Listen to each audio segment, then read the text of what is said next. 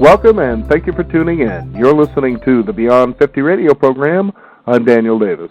For many of you who've been tuning into the Beyond 50 radio program over the years, you've listened to our travel talks and think, well, you kind of add a nice spin and a very unique touch versus the typical travel stuff that you hear out there.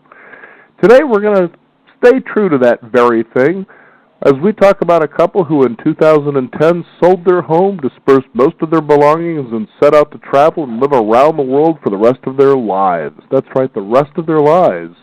We're going to be talking about what it's like to live abroad one country at a time and how this couple invented a new vision for a second lease on life. They pioneered what is known as the, quote, home free movement and engaged thousands of fans from around the world to want to be home free as well. They've embraced their new home-free lifestyle. They also grapple with the various challenges, such as the newly global life presents, including hilarious and frustrating language barriers, finding financial stability, and coping with the family they left behind. I'd like to welcome to the Beyond 50 radio program today our guest and author of the book Home Sweet Anywhere, Lynne Martin. Lynne, how are you today? I'm just grand. How are you, Daniel? Now, where are we talking from here? Are you in Mexico this time, or? No, I'm in Paris, actually. Paris, okay. You know, I was just reading about that, and you were talking about a gentleman there that I believe once a month hosts a banquet-style dinner party? Oh, yeah. Jim, yes. He's been doing that for 30 years on Sunday evenings. I always wonder what his neighbors think. Now, you heard about this or read about him in the New York Times newspaper, right? Yes, I did. Okay. Years ago, yeah. Tell us about all this here. This is really an interesting little story. Well, Jim has been doing this thing for, as I say, for 30 years. He has a darling apartment in the 14th arrondissement of Paris, and he hosts a Sunday evening soiree, which costs like 30 euros a person, and he gives you bad wine and, mediocre food, but you get to meet all kinds of people from all over the world. Mm-hmm. So it's really a lovely evening and a great introduction if you're a visitor to Paris. Now, I know that Paris was one of those places that you both had lived for, we're talking a couple of months at a time, right? Yeah, yes. Yes, we're here this summer for 3 months again. Okay. Because it's irresistible. Now, this is an interesting lifestyle because we're not talking about traveling as tourists, who are getting out there and trying to find all the sights and see all the things off of a map and a tour bus, but literally involving yourself and submersing yourself into the cultures where you decide to stay. Yes. Okay, and tell us the difference between that. I mean, people would see the obvious, but what's the less obvious things that you get to experience as a result of something like that? Well, we get to cook. I'll give you a perfect example. Yesterday, I went around the corner to the wine merchant whom I buy our wine from, and he said to me, he's so darling. He said, I have a friend who lives here in Paris who has a house in a church. It's very unusual, a church. And he said, I would like to take you there. And would you like to go? So this is the kind of thing that you would never experience if you weren't around for a while. Mm-hmm. We've been here for almost 2 months in this particular neighborhood. So we've gotten to know him, and we will go and visit. I said, of course, we'd love to do that. Please just tell us when. Mm-hmm. So those are the kinds of things that don't happen to you when you're staying in a hotel, usually. Usually, yeah. Especially if you're there just very briefly. I know what you're talking about because you really you get a feel for a culture. It's like, for instance, as you were describing earlier in the book about your first place was Mexico and how there's an interesting perception about how Hispanic and Mexican people are lazy, but we know they work very, very hard, but it's the way they value their life and their time. And I know France is very similar in a lot of ways, and Italy as well, a lot of those European countries. Describe for our listeners what that is. I tell you, Daniel, all over Europe, we see a reverse in the culture from what we're accustomed to. Mm-hmm. And one of the big thrills is to go to a park at 5 o'clock in the afternoon, and you see daddies there with their children playing. Mm-hmm. people here are living to work, not or working to live, not living to work. It really is sort of a different attitude. It's just they're much less money driven and more family driven. Mm-hmm. That's our observation anyway. And does it seem like the days are longer in a very good way as a result of something like that? Of course, lunch in France, lunch is never less than a couple of hours. Mm-hmm. Everything has a different pace, and we find that all over Europe. The same in Mexico. I mean, it's a different kind of thing. And God knows, I love our country, and we are accustomed to that pace, and it's our home. But we certainly do enjoy the more relaxed pace in other places. I know. I've actually been to countries in Europe, or places such as Greece, which I know that you really enjoyed the hotel stays there. Mm-hmm. I think we'll get to that in a minute. But, the fact, like, for instance, when you're in Spain and all of a sudden it seems like the town you're in just shuts down, right around 11:30 in the morning, and then doesn't wake back up until 3:30, and you're thinking, well, this is really interesting, but you find that as you slow down, you start taking in more and enjoying more that you probably wouldn't have even paid attention to before, because we get so used to that fast pace, got to get things moving along and on the go sort of a lifestyle, and it just really is just quite a different way to live. It certainly is. I mean, here you would never think of going out to dinner till 8:30, 9 o'clock at night. Never. It just isn't how that's done. Mm-hmm. And it's just a different pace. We find ourselves getting used to it really quickly. Mm-hmm. We do. So, now, when you started this adventure back in 2010, you pretty much sold just about everything you owned. How did you set this up for our listeners there so that you had or were able to afford a lifestyle such as this? Oh, well, let me just clarify something right off the bat. We are not wealthy folks. I know. That's the exciting part about this story. Well, it is. Yeah, it's that you become very resourceful about this, and that's what...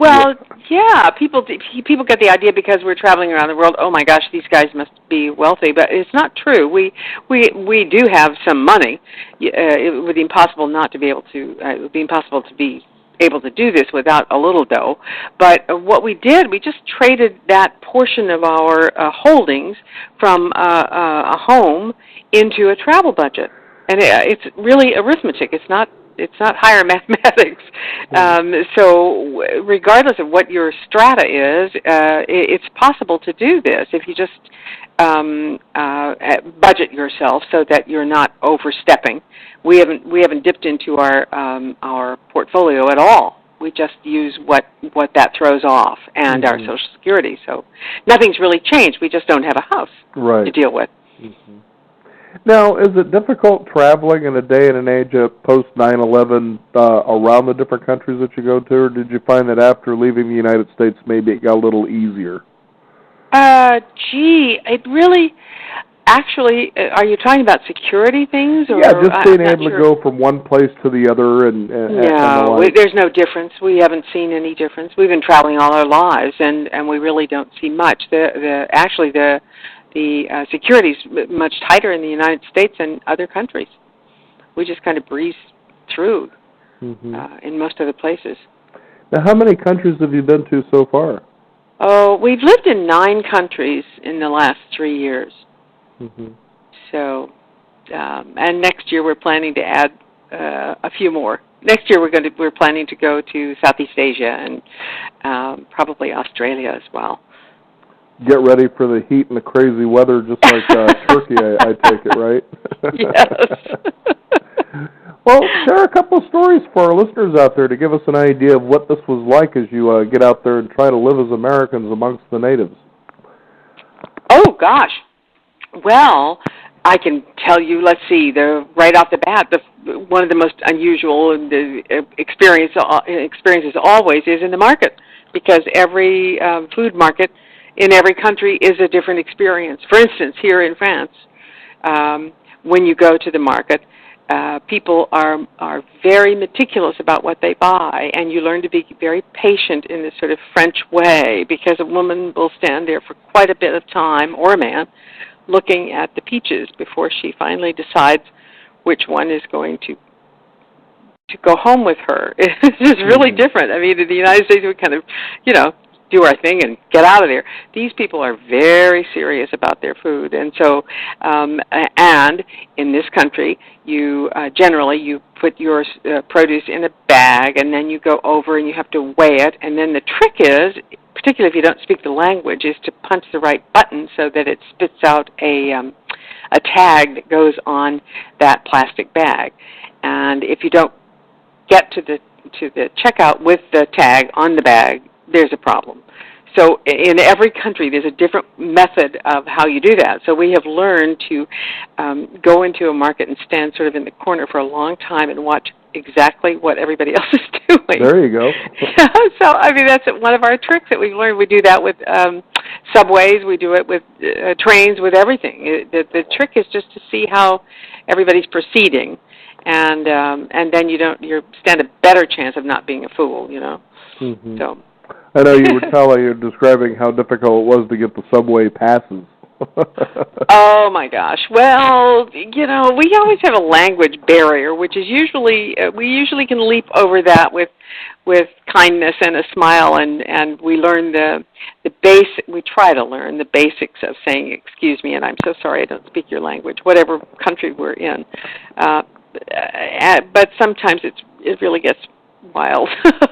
For instance, in this country, you have to have a photograph and all kinds of things in order to put together a pass in order to get the bus and the train and all of that. And it was an interesting situation for us, but we finally managed. It took us a couple of hours of smiling and begging. And begging and pleading.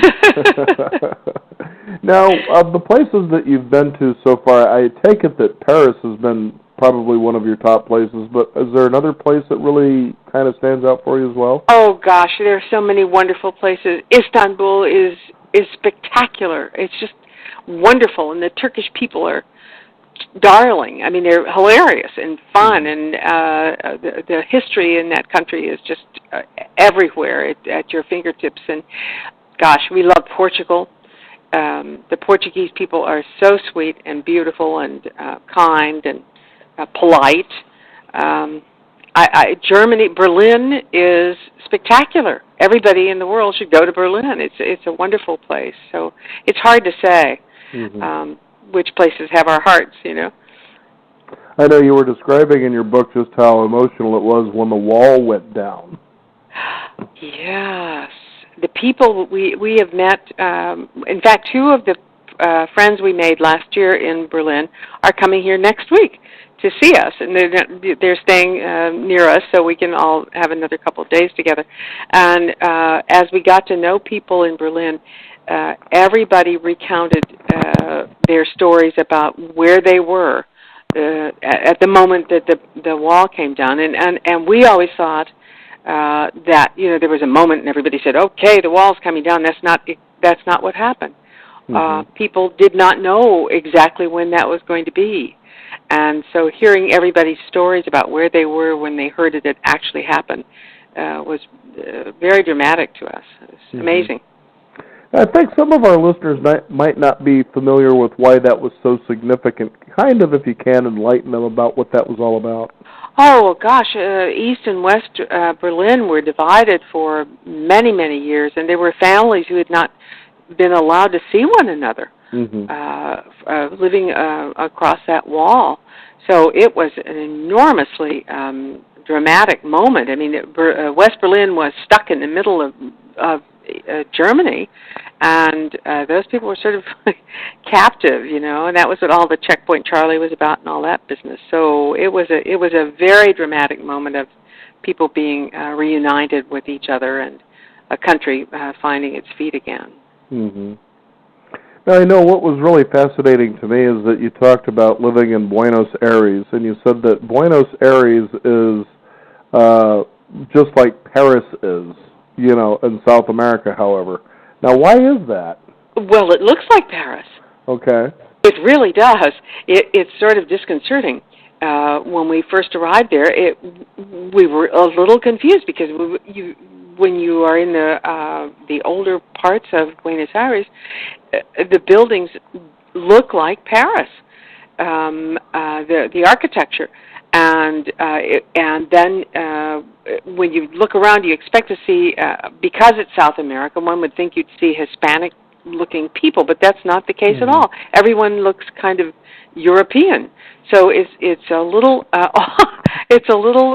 shocking at first, and then everybody's speaking Spanish with an Italian lilt. So yeah, we were surprised. It was an interesting experience. Mm-hmm. You know, I don't know why, but something just occurred to me. You know, when it comes to you living the lifestyle that you live, do you rent cars, or did you find yourself using public transportation more often than you were used to? How did that usually work? Well, it depends. If we're, for instance, in Paris, we never have a car. It's not necessary because the local transportation is so wonderful. But in England, we usually have a car. In Britain, because we have lived outside of London, and we can take a train into London, but we like having a car because the countryside is so interesting to see. So in that case, we have a car. In Portugal, we had a car.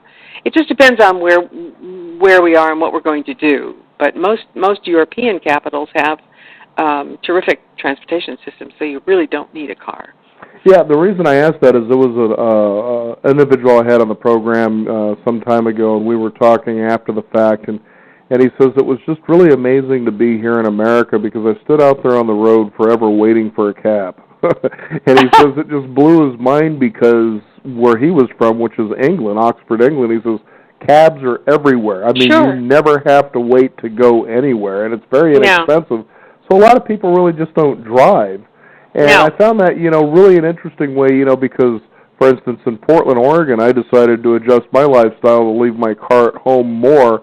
And at first it was a little rough, because you love the convenience of being able to jump in and go anywhere. But as you take your time and you start working the system and understanding it, you really start to slowly not miss your car very much outside of, going on long trips. And I think that's just such an interesting adjustment in a lifestyle that here you see that, over in Europe, they've adjusted to this for years. Well, yeah, nobody. It's very. I mean, we went today. We went to the movies today, and we walked over to the metro. It takes us about, 7 or 8 minutes probably to walk over there, and then you go down the stairs and do your thing and get up the other end. And for one thing, it's healthier because we're on our feet. We're not jumping in the car, which is a wonderful thing for older people. This whole home away or home free situation is really, I think, has made us a healthier couple than we were when we started. Well, I would think so too, because you're being, you really are, even if you're not learning the language exactly, but you are learning new things. I mean, learning how to be patient when you're in a market, for instance. Right. Instead we're of challenged moving things along. Sure, we're challenged every day, figuring out how the drill works. I mean, even going to the movies is a whole different experience. In this country, you pick your seat, and you buy your ticket before the movie, and then you wait around a little bit, and then you go in. And it's just, it's a whole. So you have to learn all of those protocols in each culture, which is, I think, contributing to our feeling younger than we're supposed to. No, then you should, right? Yes. And Tim, my husband, spends a lot of his time figuring out where we're going to live next because we don't have a home. So we don't get to go home like tourists and regroup. We have to plan where we're going to be living in each for every day. So he spends a lot of time looking at apartments and houses and so forth, and we use mostly home away and have all the time we've been gone. So he spends a lot of time on those sites looking for places for us to stay. Now, what does he usually look for when it comes to a home? Is it to have a home that's going to be, a month-to-month sort of thing, or hostels?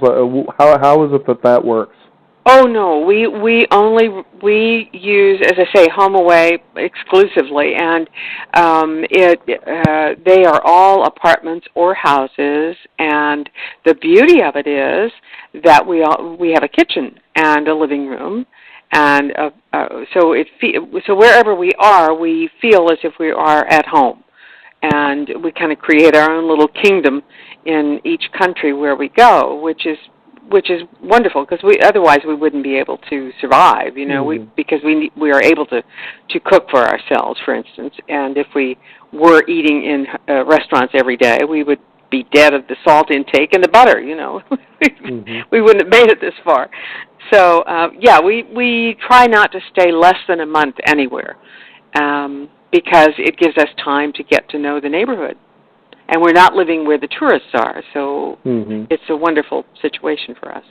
Now, I'm sure that the ambience that you've enjoyed over all the countries that you've lived in so far has been just super romantic, and definitely, that you would encourage people. You've got to go out, you have to experience this for yourself, especially when it comes to the, what was that, the Boom Chukka Boom, I think it was. Oh, my God. Yeah, I'm pretty sure that's what it was. Could you describe for us what that is? Because I was thinking of a Patti LaBelle song there, but certainly your experience was much different. Well, I have to tell you, we don't always make perfect choices, and there was a moment we do make mistakes. That was one of them. We ended up in Turkey at the beach, which we thought, and Tim had stayed there years and years ago, and it had been a lovely experience. And he said, "I want to take you to this place because it's so lovely and romantic and great." And it was. The setting was lovely, and it was, at the sea, and everything was terrific, except in the intervening 10 years, the place had been taken over by folks from Russia, who, it's only about a 3-hour plane ride, and so they were all there on these package vacations, and it was pretty loud from day to night with the boom chukka music. I just found it interesting that you mentioned it 90s disco, and I was thinking, was disco still around in the 90s? Oh, I don't know. What can I do? All I know is it was terribly irritating. That I can tell you. Now, how would you recommend for our listeners, if this was something they were going to consider doing, how they would first get started? Obviously, planning is very big. It really is, and it just does take a lot of time to look at what your, it starts with the basics, which unfortunately you always have to talk about money. And so you have to look at what your overhead is at this time, and then figure out where you want to go, and really do your homework and find out how much it would cost you to live in other places, and include the transportation and so forth, and then see if that's really going to work out for you. And I would recommend anybody who's thinking about giving up their whole lifestyle that they perhaps rent their house out or whatever and go try it for a few months and see if it's for them. This is not a lifestyle for everybody. It really isn't. No. And we certainly understand people who don't want to give up their possessions, and so we're not proselytizing in any way. Yeah, it's funny, too, when you consider also the little differences that we sort of take for granted here. And I know that you had your laptops and, your Walkmans and the like, all the little electronic gadgets. And I remember when I was in France, I believe it was San Rafael, I had a little portable radio that you could plug in, only I couldn't plug it in anywhere because of the outlet. You were like, what in the heck? Who designed this thing here?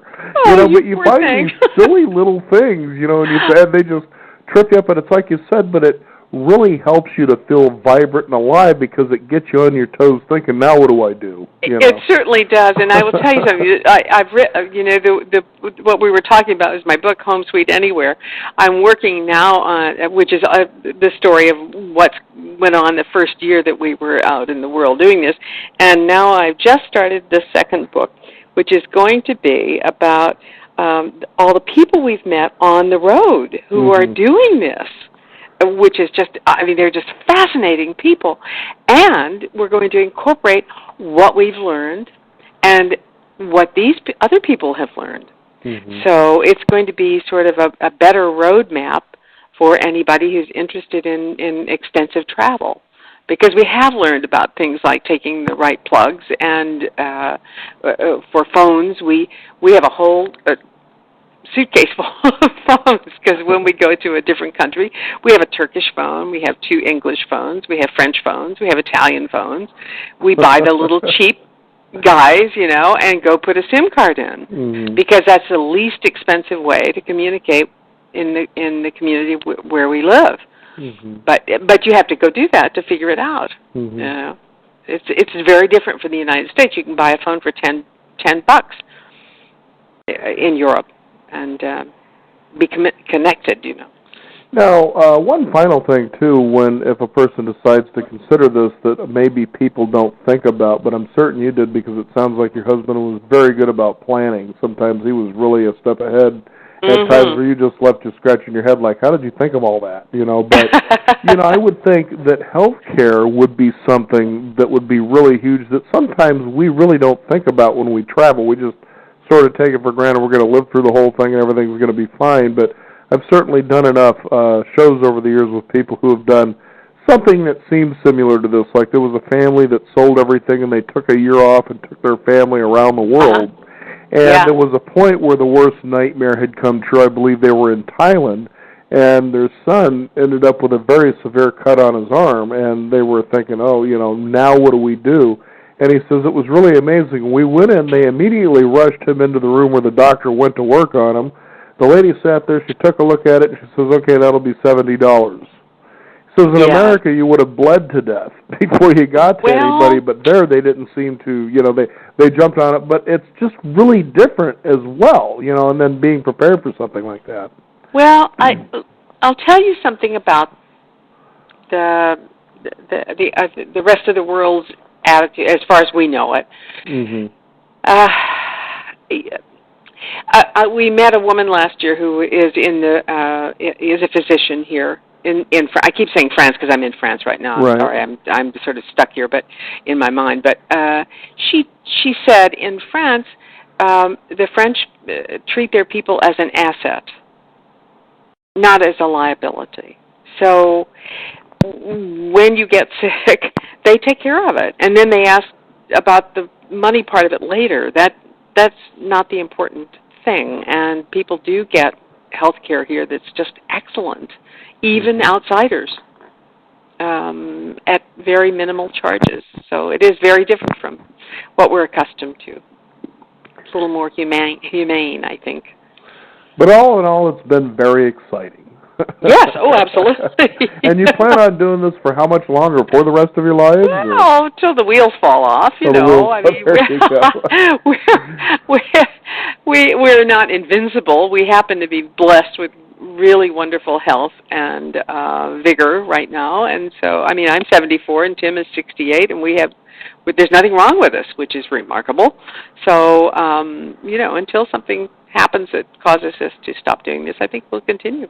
We're having a very good time. No, I can imagine you would be. Again, like you said, when you go to other countries and you see how other people live, and you really try to adapt to the lifestyle, no matter how brief it is, and you realize the little nuances and the little differences, it brings back that childhood-like about yourself, that curiosity about what's around the corner next, and that's something to look forward to, definitely. Well, even we if wake it up is every morning. Eurotrash music.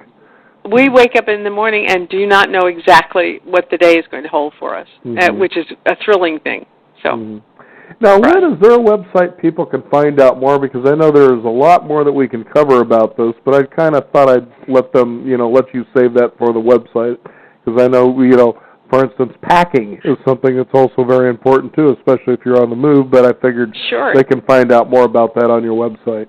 They certainly can. It's www.homesuiteanywhere.com. Okay. And they can see us we were on CBS this morning, and they can see all of our little television business, too. Yeah. Yeah. Well, Lynne, thank you so much for taking the time out to join us here on the Beyond 50 radio program. I know you got to, in the next 3 hours, try to buy some cheese, because you are in France. You know, and of course Absolutely. the wine, it doesn't matter, but it should be good. Right. Well, actually, it's almost bedtime here for us. So yeah. it's nighttime. Thank you so much, Daniel. I enjoyed visiting with you. You bet. Pleasant dreams. Thanks so much. So for those of you who are feeling a little wanderlust, you know, some planning is definitely the order of the day, and you can find out more about that by visiting our website at beyond50radio.com, and we'll have a hot link for you there as well. And also, homefreeadventures.com is another place you can find out more as well. I'm Daniel Davis. Thank you for tuning in. This is the Beyond 50 radio program, and remember, live your day past halfway.